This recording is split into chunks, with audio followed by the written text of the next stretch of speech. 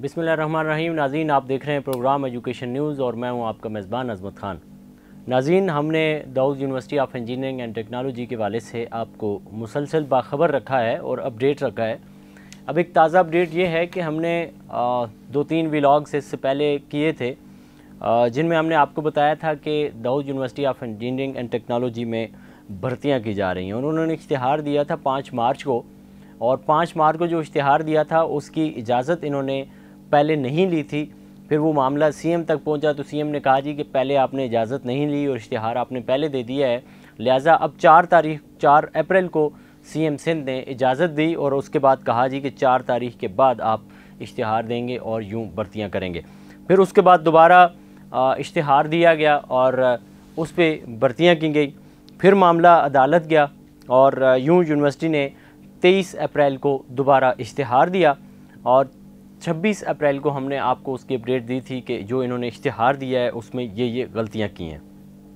उसके बाद इन्होंने दोबारा एक कोरिजेंडम अखबारात में शाया करवाया, उसमें इन्होंने बताया कि ये पोस्टें होंगी और इस तरह से होगा मामला।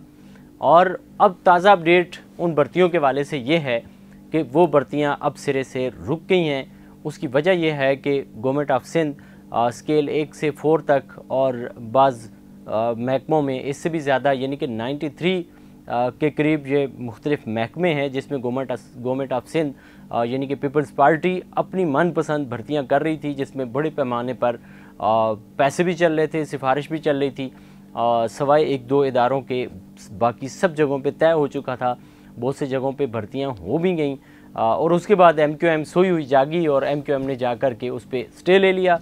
यूँ हुक्म इम्तना जारी हो गया। अब ये होगा कि MQM को भी हिस्सा मिलेगा और फिर उसके बाद ये भर्तियाँ होंगी और फिर उसके बाद Dawood university of engineering and technology में भी फिर उसके बाद भर्तियाँ हो सकेंगी। फिल वक्त ये सारा मामला रोक दिया गया है सिंध हाई कोर्ट की जानिब से और ये कहा गया है कि फिल वक्त ये इन पे पाबंदी है, ये नहीं करनी अब जब तक केस फ़ाइनल मराइल की तरफ नहीं जाता।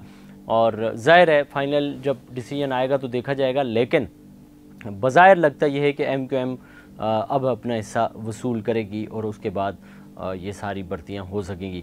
ये थी दाऊद यूनिवर्सिटी के वाले से अपडेट जिससे हमने आपको आगाह रखा। इसके अलावा भी मुख्तलिफ़ चीज़ें जो सामने आती रहेंगी हम आपके सामने ज़रूर लेकर के आते रहेंगे। इसी के साथ अपने मेज़बान अज़मत ख़ान को दीजिए इजाज़त। अल्लाह ने के बाद।